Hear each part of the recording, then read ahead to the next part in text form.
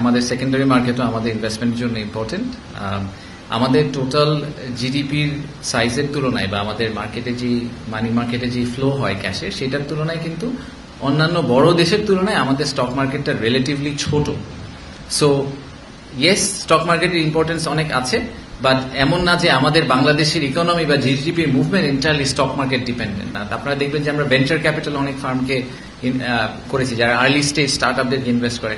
আমরা অনেক আবার আরো বড় বড় ইন্ডাস্ট্রিয়াল কোম্পানিতেও ইনভেস্ট করার জন্য যারা ইনভেস্টার যোগ্য আছেন তাদেরকেও বলেছি। সো আমাদের ফোকাসটা একটু প্রাইমারি মার্কেট ছিল।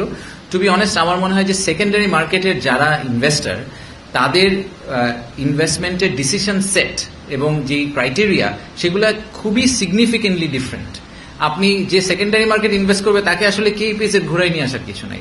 সে স্টক মার্কেটের ওই ডিএসসির ওয়েবসাইট দেখে, ডিএসসির পুরো আপনার ট্রেন্ড দেখে অনেক ডিসিশন নিয়ে ফেলেন। সো তাদের জন্য যদি আমাদের কিছু প্রোগ্রাম করতে হয়, তাদেরকে আমাদের একটা ইন্ডিপেন্ডেন্টলি টেইলার্ড একটা ওয়েতে ওনাদেরকে ইনভাইট করতে হবে। সো এইটার সাথে মিক্স করা একটু ইজ এ বিট ডিফিকাল্ট। এই জন্য আমরা ওনাদেরকে এইবার স্কোপের বাইরে রেখেছি।